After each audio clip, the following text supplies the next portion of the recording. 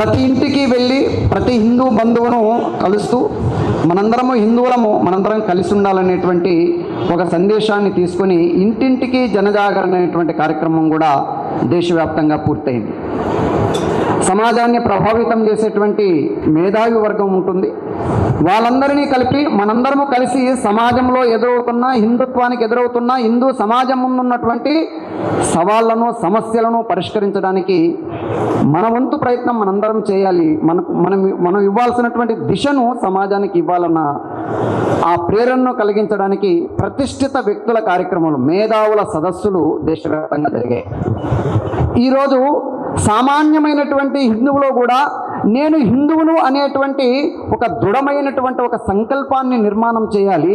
మనందరము కలిసి మన హిందూ సమాజాన్ని, మన దేశాన్ని మనం నిలబెట్టుకోవాలి, కాపాడుకోవాలి, సంరక్షించుకోవాలి అనేటువంటి ఒక ఆలోచనను కలిగించడం కోసము సామాన్యమైనటువంటి హిందూ కుటుంబాల నుంచి మేధావర్గమైనటువంటి అనేక మంది అందరినీ కలుపుతూ దేశవ్యాప్తంగా హిందూ సమ్మేళనాలు నిర్వహించుకుంటున్నాం. మన వివేకానంద వినాయక బస్తీలో కూడా మనము ఈరోజు ఈ హిందూ సమ్మేళనాన్ని పెద్ద ఎత్తున మనం జరుపుకుంటూ ఉన్నాం. భవిష్యత్తులో ఒక 3 కార్యక్రమాలు జరగబోతున్నాయి. ఒకటేమో ఈ దేశానికి వెన్నుముక యువత. యువతులు ఆ దేశం యొక్క ఆలోచన ఎలా ఉందో ఆలోచనకు అనుగుణంగా వాళ్ళందరూ ఉన్నప్పుడు ఆ దేశం ముందుకెళ్ళగలుగుతుంది. ఫ్రాన్సు 2వ ప్రపంచ యుద్ధంలో ఓడిపోయింది. ఫ్రాన్స్కు సంబంధించినటువంటి సైనిక దళాల ప్రధానాధికారిని ప్రశ్నించారట కొద్దిమంది. మీ ఫ్రాన్సు యుద్ధ రంగంలో మంచి నైపుణ్యం ఉన్నటువంటి దేశం, అనేక యుద్ధాలలో మీరు విజయం సాధించారు, కానీ 2వ ప్రపంచ యుద్ధంలో మీరు ఓడిపోయారు అని. వెంటనే ఆ సైనిక దళాల ప్రధానాధికారి బాధపడుతూ చెప్పినటువంటి విషయం ఏంటంటే, మా ఫ్రాన్స్ దేశము యుద్ధ రంగంలో ఓడిపోలేదు, మా ఫ్రాన్స్ దేశము ప్యారిస్ వీధుల్లో ఓడిపోయింది అని. ఒకవైపు మా సైనికులు మా ఫ్రాన్స్ విజయం సాధించాలని వీరోచితంగా యుద్ధం చేస్తూ ఉంటే, మా ఫ్రాన్స్కు సంబంధించినటువంటి యువకులు ఉన్నారు చూశారు, వీళ్ళు మా రాజధాని అయినటువంటి ప్యారిస్ వీధుల్లో ఉన్నటువంటి నైట్ క్లబ్బుల్లో, వాళ్ళ ఆనందాల్లో, వాళ్ళ జల్సాల్లో వాళ్ళు తనమునకలై ఉన్నారు. వారు దేశము కానీ దీన్ని కానీ పట్టించుకునే స్థితిలో మా యువత లేదు.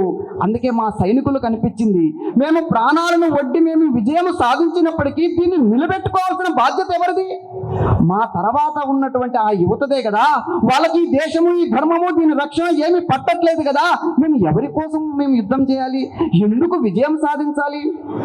అందుకే ఆ సైనిక దళాల ప్రధానాధికారి చెప్పారు, మా దేశము యుద్ధ రంగంలో ఓడిపోలేదు, మా దేశము ప్యారిస్ వీధుల్లో ఓడిపోయింది అని. కాబట్టి ఈరోజు యువతకు ఒక దశను చూపించకపోతే మన దేశం పరిస్థితి కూడా అదే కాబోతుంది. కాబట్టి జరిపేటువంటి కార్యక్రమాల్లో యువ సమ్మేళనాలు, ఇప్పుడు ఎట్లయితే హిందూ సమ్మేళనాలు మనం నిర్వహించుకుంటున్నామో, రాబో కాలంలో జూన్ మాసంలో మనము యువ సమ్మేళనాలను దేశవ్యాప్తంగా నిర్వహించబోతున్నాము. యువకులు వీళ్ళిద్దరికీ కలిపి యువ సమ్మేళనాలు దేశవ్యాప్తంగా జరగబోతున్నాయి. దాని తర్వాత కుల సంఘ పెద్దలను కలిపేటువంటి సద్భావన సదస్సులు దేశవ్యాప్తంగా జరగబోతున్నాయి. కుల సంఘాలు పట్టించుకున్నప్పుడు మాత్రమే ఈ ధర్మాన్ని మనం రక్షించుకోగలుగుతాము. కేవలం ఒక ఆర్ఎస్ఎస్ పట్టించుకున్నంత మాత్రం ఇది సాధ్యమయ్యే విషయం కాదు.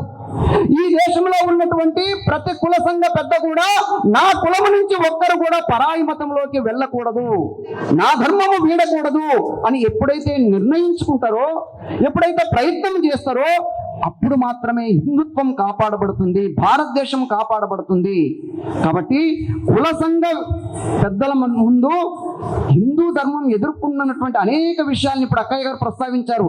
లవ్ జిహాద్ కావచ్చు, మత మార్పిళ్ళు కావచ్చు, మన మధ్యనే మనకు నా కులం ఎక్కువ మీ కులము తక్కువ అనేటువంటి కుల పోరాటాలు కావచ్చు, ఇవన్నిటినీ అర్థం చేయించాలి, వాళ్ళలో అవగాహన కలిగించాలి.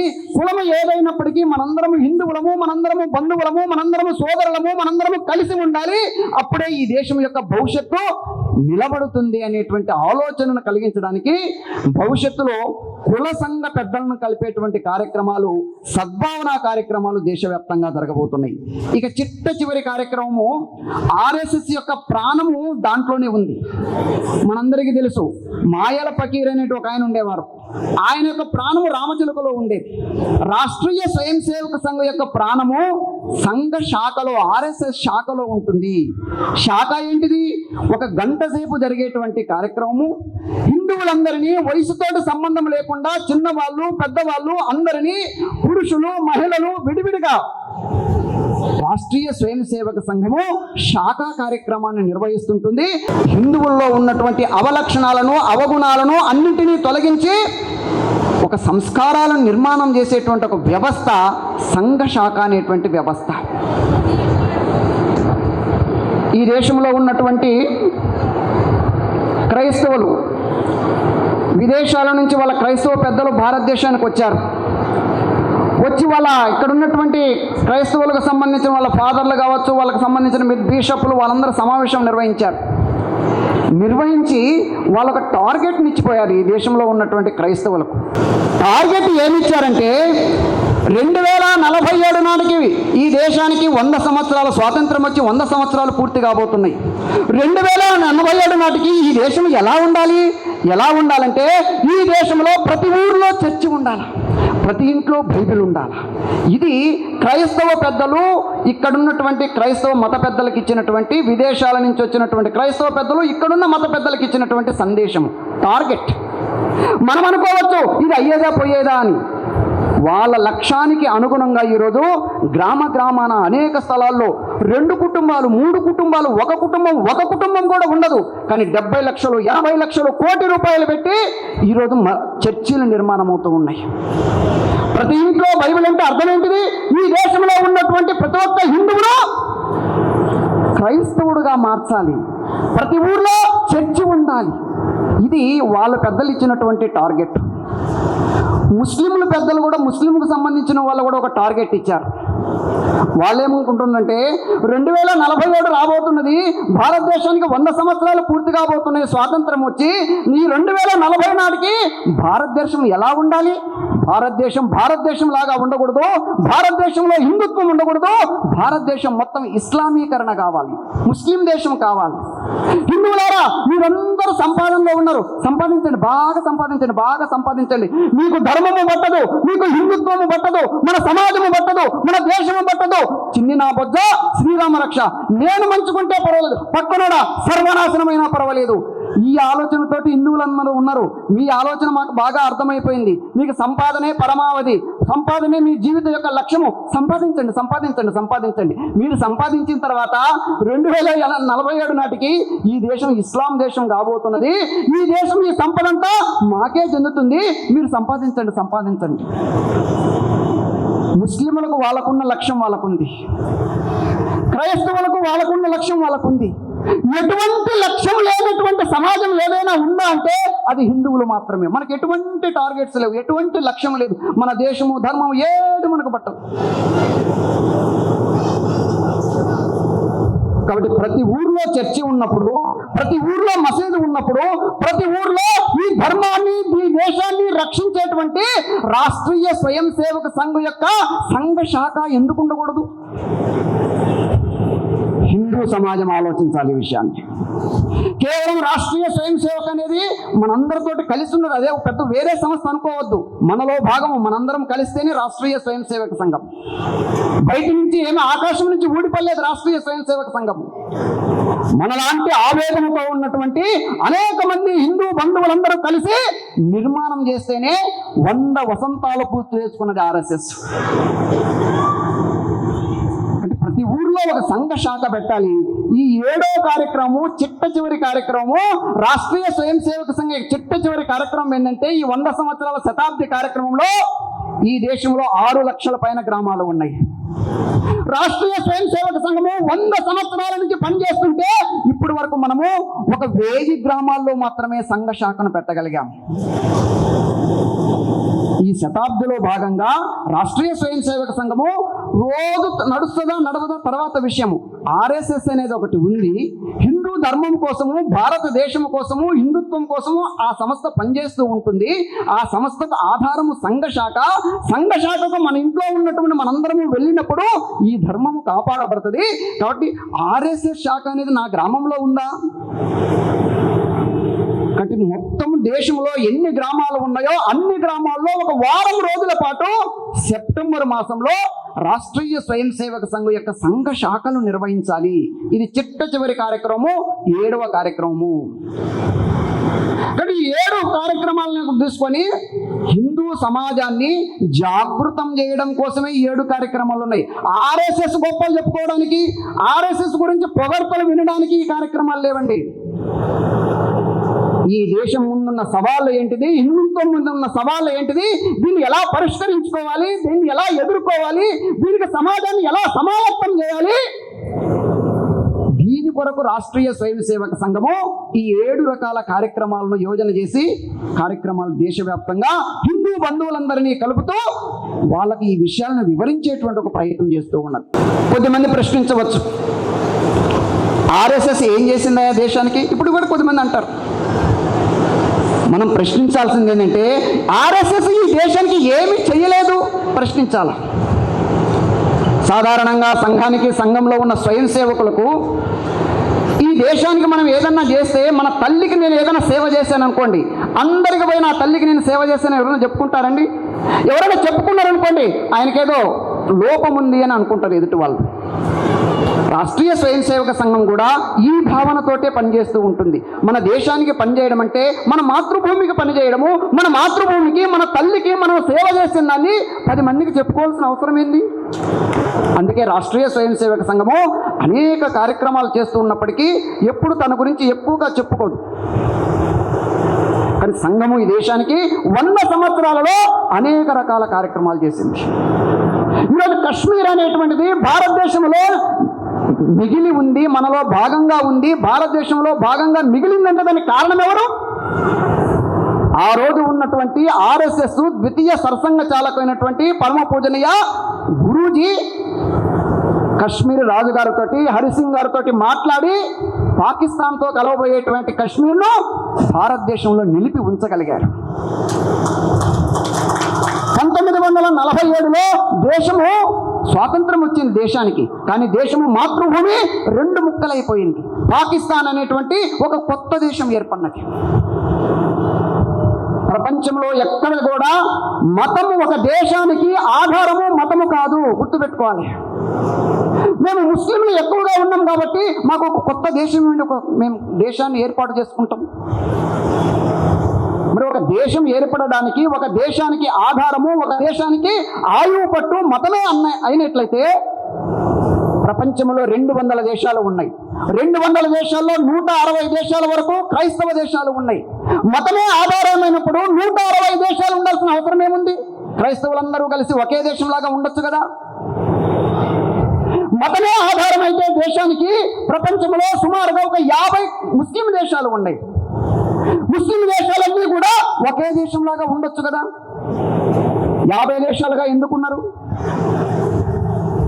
1947లో మేము ముస్లింలు ఎక్కువగా ఉన్నాము, మాకు కొత్త దేశం కావాలి, మాకు స్వతంత్రమైనటువంటి ఒక దేశం కావాలని కోరుకున్నటువంటి పాకిస్తాన్ ఏర్పడితే, అదే పాకిస్తాన్ నుంచి 1972లో బంగ్లాదేశ్ అనేటువంటి ఇంకొక దేశం ఏర్పడినది.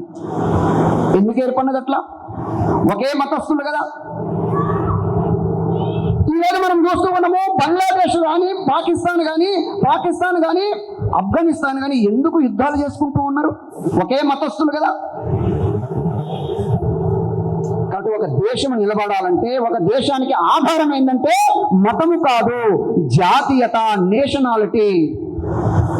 ఈ దేశం నాది అనేటువంటి భావన, ఈ భూమి నాకు తల్లి అనేటువంటి భావన, ఈ భూమికి నాకు మాతాపుత్ర సంబంధం ఉంది, తల్లి కొడుకుల సంబంధం ఉంది అనేటువంటి ఒక ఉత్కృష్టమైనటువంటి భావన, మాతృభావన మాత్రమే దేశాన్ని నిలబెట్టగలుగుతుంది. కాబట్టి 1947లో దేశ విభజన జరుగుతున్నప్పుడు పాకిస్తాన్లో ఉన్నటువంటి అనేక మంది హిందువులను ఊచకోత కోస్తూ ఉంటే, అప్పుడున్నటువంటి ఆర్ఎస్ఎస్ సరసంఘ చాలక్ గారు, పూజనీయ గురూజీ, పాకిస్తాన్ నుండి చిట్ట చివరి హిందువు కూడా ఎటువంటి ఇబ్బంది పడకుండా భారతదేశానికి క్షేమంగా చేరేంత వరకు ఏ స్వయం సేవకు కూడా నిద్రపోవద్దు, రాత్రింబవళ్ళు పనిచేసి అక్కడున్నటువంటి హిందువులను క్షేమంగా భారతదేశానికి చేర్చాల్సిన బాధ్యత సంఘ స్వయం సేవకులదని చెప్పారు. స్వయం సేవకులందరూ అదే పద్ధతిలో చిట్ట చివరి హిందువు కూడా క్షేమంగా భారతదేశానికి చేరేంత వరకు స్వయం సేవకులందరూ పనిచేశారు. ప్రపంచంలో ఒక ప్రైవేట్ సంస్థ బాహ్య సంస్థకు ప్రభుత్వ కార్యక్రమాల్లో ఈ విధమైనటువంటి గౌరవం లభించడం ఇది అసాధారణమైనటువంటి విషయం. ఈ దేశం యొక్క గుర్తింపు గోమాత. గోమాత ఇక్కడ పూజింపబడాలి. గోమాత రక్తంతో ఈ భూమి తడవకూడదు, అశుభము. కాబట్టి గోహత్యను నిషేధించాలని దేశవ్యాప్తంగా ఉద్యమం చేసి గోహత్య నిషేధ చట్టాన్ని తీసుకురావడానికి రాష్ట్రీయ స్వయం సేవక సంఘం పనిచేసింది. ఈరోజు గోవా మన దేశంలో ఉందంటే ఒక భాగంగా రాష్ట్రీయ స్వయం సేవక సంఘము గోవా విముక్తి ఉద్యమాన్ని చేసి గోవాన్ని పెంచి వాళ్ళను తరిమి కొట్టి గోవాను భారతదేశంలో కలపగలిగింది. ఇలా చెప్పుకుంటూ పోతే ఈరోజు అయోధ్యలో భవ్యమైనటువంటి రామమందిర నిర్మాణం జరిగింది. దాని వెనకాల ఉన్నటువంటి ప్రయత్నం ఎవరు? తిరుమల తిరుపతిలో 7 కొండలు కాదు 2 కొండలు మాత్రమే అని అప్పుడున్న రాజశేఖర రెడ్డి గారు జీవో తీసుకొస్తే తిరుమల తిరుపతి సంరక్షణ సమితి పేరుతోటి తిరుమలకు 2 కొండలు కాదు, తిరుమల తిరుపతి 7 కొండలు ఆ భగవంతుడికి సంబంధించినవే అని ఉద్యమం చేసి 7 కొండలను నిలబెట్టేటువంటి ప్రయత్నం రాష్ట్రీయ స్వయం సేవక సంఘం చేసింది. అమర్నాథ్ యాత్రకు పోవాలంటే హిందువులకు అక్కడ ఎటువంటి సౌకర్యాలు కల్పించినటువంటి మత వివక్షతోటి ఉన్నటువంటి అక్కడ ప్రభుత్వానికి బుద్ధి చెప్పి అక్కడ అమర్నాథ్ సంరక్షణ యాత్రను ప్రారంభించి హిందువులందరూ అమర్నాథ యాత్రను దర్శించేటువంటి ఒక ప్రయత్నం రాష్ట్రీయ స్వయం సేవక సంఘం ద్వారా జరిగింది. రామసేతును మేము పూర్తిగా తీసివేస్తామన్న సందర్భంలో రామసేతు పరిరక్షణ సమితిని ప్రారంభించి రామసేతును నిలబెట్టేటువంటి కాపాడేటువంటి ప్రయత్నం సంఘం చేసింది.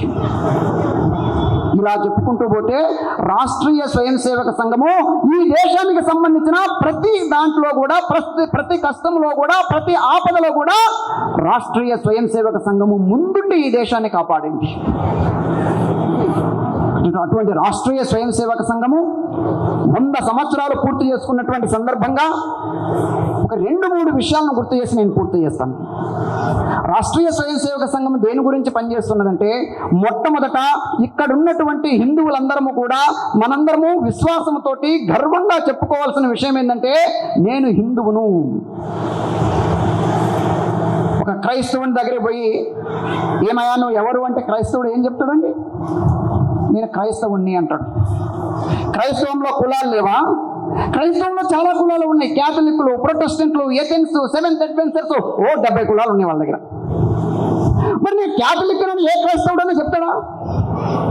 నేను ప్రొటెస్టెంట్ అని ఏ క్రైస్తవుడు అని చెప్తాడా? నేను క్రైస్తవుడు అని గర్వంగా చెప్పుకుంటాడు.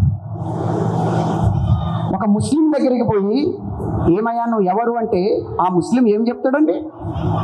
నేను ముస్లింను అంటాడు. ముస్లింలో కులాలు లేవా అండి? ముస్లింలో బోలెడు కులాలు ఉన్నాయి. షియాలు, సున్నీలు, అహ్మదులు, పఠాన్లు, షేకులు, ఫకీర్లు ఇట్లా చెప్పుకుంటూ పోతే 70-80 కులాలు ఉన్నాయి వాళ్ళ దగ్గర. 70-80 కులాలు ఉన్నప్పటికీ ఏ ముస్లిం కూడా నేను షియా అని అండు, నేను సున్నీ అని అండు, నేను ముస్లింనే అని చెప్పుకుంటాడు. ఒక హిందువు దగ్గరికి పోయి ఏమయ్యా నువ్వు ఏమై అని అడిగినాం అనుకోండి, హిందువు కూడా నిర్భయంగా చెప్తాడు, నిస్సంకోచంగా చెప్తాడు. ఏమని చెప్తాడు? నేను మాల, నేను మాదిగ, నేను లంబాడి, నేను బ్రాహ్మణ, నేను మెలమ, నేను రెడ్డి, నేను చాకలి, నేను మంగలి, కులం పేరు చెప్తాడు. కానీ నోరారా నేను హిందువులని చెప్పుకునేటువంటి స్వాభిమానం హిందువులో ఉందా? రాష్ట్రీయ స్వయం సేవక సంఘము ఇది దీనికోసమే పనిచేస్తూ ఉన్నది. హిందువును హిందువులాగా జీవించే విధంగా చేయాలి. హిందువు అని చెప్పుకునే గర్వంగా భావించే విధంగా చేయాలి. దానికి ఒక పేరు పెట్టారు, హిందువును జాగృతం చేయాలి అనేటువంటిది. హిందువు ఎప్పుడైతే జాగృతం చేస్తారో ఈ దేశంలో ఉన్న సమస్యలన్నీ పరిష్కారం అయిపోతాయి. మనకు ఆశ్చర్యం అనిపించచ్చు, హిందువు జాగృతం కావడం ఏంటి, ఈ దేశంలో సమస్యలన్నీ పరిష్కారం కావడం ఏంటి? చిన్నప్పుడు శాఖకి వెళ్ళినప్పుడు సంఘ పెద్దలు ఇట్నే శాఖలో భౌతిక కార్యక్రమాలు తీసుకునేవారు. వాళ్ళు కూడా చెప్పారు, శాఖ మంచిగా నడపండి, శాఖకు అందరినీ తీసుకురండి, ఈ శాఖ బాగా నడుస్తుంది అనుకోండి దేశంలో ఉన్న సమస్యలన్నీ పరిష్కారం అయిపోతాయి. అర్థమయ్యేదే కాదు. ఈ శాఖకి ఏంటిది, ఇక్కడ పోయి దండ తిప్పితే దేశంలో ఉన్న సమస్యలు పరిష్కారం అవుతాయా? అక్కడ అయోధ్యలో రామాలయ నిర్మాణం జరుగుద్దా? అక్కడ 370 ఆర్టికల్ పోతుందా? అర్థమయ్యేదే కాదు. కానీ సంఘంలో లీనమయ్యి సంఘంలో పాలు పంచుకుంటూ సంఘ కార్యక్రమాల్లో లోతుగా వెళ్తున్న కొద్దీ ఇక్కడ సంఘ శాఖ నడిపితే దేశంలో ఉన్న సమస్యలన్నీ వాటంతట అవి పటాపంచలైపోతాయి. 370 ఆర్టికల్ పోతుంది, భవ్యమైన రామమందిర నిర్మాణం జరుగుతుంది. దేశంలో మనం ఏం మార్పు కావాలంటే ఆ మార్పు సాధ్యమవుతుంది. కాబట్టి హిందువును మేల్కొల్పాలి, నేను హిందువునని గర్వంగా చెప్పుకోవాలి. ఈ దేశానికి యజమాని హిందువు, ఈ దేశం పేరు హిందుస్థాన్, గర్వంగా చెప్పుకోవాలి. మనకు 4 యుగాలు ఉన్నాయి. ఈ 4 యుగాల్లో కూడా ఎక్కడ క్రైస్తవులు లేరండి, ఎక్కడ ముస్లింలు లేరండి. కృతయుగము ఉంది, కృతయుగంలో ముస్లింలు ఎక్కడన్నా ఉన్నారండి? త్రేతాయుగం ఉంది, భగవాన్ శ్రీరామచంద్రుడు ఉన్నటువంటి యుగం, ముస్లింలు ఉన్నారండి? క్రైస్తవులు ఉన్నారండి? ద్వాపర యుగంలో భగవాన్ శ్రీకృష్ణుడు ఉన్నటువంటి యుగము, క్రైస్తవులు ఉన్నారా? ముస్లింలు ఉన్నారా? కలియుగం యొక్క వయసు 4,32,000 సంవత్సరాలు. ఇప్పుడు 5,128వ సంవత్సరం మాత్రమే జరుగుతుంది. ఈ 5,128వ సంవత్సరంలో క్రైస్తవులు, ముస్లింలు ఎప్పుడు వచ్చారు ఈ దేశంలోకి? క్రీస్తు శకము 712లో మహమ్మద్ బిన్ కాసిం అనేటువంటి ముష్కరుడు ఇక్కడ ఉన్న ధనాన్ని దోచుకుపోవడానికి ఈ దేశం మీదకి దండెత్తి వచ్చాడు. అప్పుడు ప్రవేశించారు ముస్లింలు ఇక్కడ. క్రైస్తవులు ఎప్పుడు వచ్చారు? ఒక 300 సంవత్సరాలు వెనక్కి పోతే క్రైస్తవులు వచ్చారు. బ్రిటిష్ వాళ్ళనే పేరుతోటి క్రైస్తవులు ఈ దేశానికి వచ్చారు. మరి అనాదిగా ఈ దేశం యొక్క మూల పురుషుడు ఎవరు? అనాదిగా ఈ దేశం యొక్క కష్ట సుఖాల్లో పాలుపంచుకున్నది ఎవరు? ఈ దేశం యొక్క అభివృద్ధిలో పాలుపంచుకున్నది ఎవరు? ఈ దేశం మీదకి అనేక మంది దండయాత్రలు చేస్తే వాళ్ళందరినీ ఈ దేశం యొక్క పులిమేర్ల వరకు తరిమి కొట్టింది ఎవరు? ఈ దేశం కోసం బలిదానమైంది ఎవరు? హిందువు మాత్రమే ఇక్కడ ఇవన్నీ చేయగలిగాడు. కానీ ఈ దేశం యొక్క యజమాని హిందువు, ఇది గర్వంగా చెప్పుకోవాలి మనం. రాష్ట్రీయ స్వయం సేవక సంఘము హిందుత్వం ఆధారంగా ఈ దేశాన్ని పరమ వైభవ స్థితికి తీసుకెళ్ళాలి. పరమ వైభవ స్థితికి తీసుకెళ్ళడం అంటే ఈ దేశం అన్ని రంగాల్లో ప్రపంచంలో నెంబర్ 1 స్థానంలో ఉండాలి. దాన్ని పరమ వైభవ స్థితి అని మన పెద్దలు చెప్పారు. నెంబర్ 1 స్థితి అంటే విద్యారంగము భారతదేశంలో ప్రపంచంలో నెంబర్ 1 స్థానంలో ఉండాలి. వైద్యము, విజ్ఞానము, వ్యవసాయము, ఏ రంగం తీసుకున్నా కూడా భారతదేశము ప్రపంచంలో మొదటి స్థానంలో ఉండాలి. దాన్ని పరమ వైభవ స్థితి అన్నారు. ఈ పరమ వైభవ స్థితి ఇది 1 రోజుల 2 రోజుల 10 సంవత్సరాల 100 సంవత్సరాల 1000 సంవత్సరాల మనమేం చెప్పలేము. మనలో ఉన్నటువంటి దేశభక్తి, మనం ఈ దేశానికి, ఈ మాతృభూమికి, హిందుత్వానికి ఇచ్చేటువంటి ఆ సమయాన్ని బట్టి, దాన్ని బట్టి ఇది ఎంత తొందరగా మనం ఈ లక్ష్యాన్ని చేరగలుగుతామనేది ఆధారపడి ఉంటుంది. కాబట్టి ఒక సుదీర్ఘమైనటువంటి లక్ష్యాన్ని ముందు పెట్టుకొని రాష్ట్రీయ స్వయం సేవక సంఘం పనిచేస్తూ ఉన్నది. 100 సంవత్సరాలు పూర్తి చేసుకున్నది. RSS యొక్క లక్ష్యము చిట్ట చివరి హిందువు వరకు కూడా స్వామి వివేకానంద ఏదైతే కలలు కన్నారో, హిందువునని గర్వించు, హిందువుగా జీవించు అని ప్రతి ఒక్క హిందువునని సగర్వంగా చెప్పుకునేటువంటి స్థితి నిర్మాణమైనప్పుడు తప్పకుండా ఈ దేశము పరమ వైభవ స్థితి చేరగలుగుతుంది. దేశంలో ఉన్నటువంటి సమస్యలన్నీ పరిష్కారం కాబోతాయి. దాని కొరకు రాష్ట్రీయ స్వయం సేవక సంఘం పనిచేస్తూ ఉన్నది. కానీ ఇక్కడ ఉన్నటువంటి పెద్దలమందరం ఉన్నాము, మాతృశక్తి మాతలు చాలా మంది ఉన్నారు ఇక్కడ. మనందరము ఈ ధర్మము, ఈ దేశము నాకు సంబంధించింది. ఈ ధర్మాన్ని, ఈ దేశాన్ని రక్షించుకునేటువంటి బాధ్యత పాకిస్తాన్ వాళ్ళు లేకుంటే చైనా వాళ్ళు చూడరు. ఈ దేశాన్ని, ఈ ధర్మాన్ని రక్షించుకునే బాధ్యత ఈ దేశ పౌరుడిగా నాకు సంబంధించినది.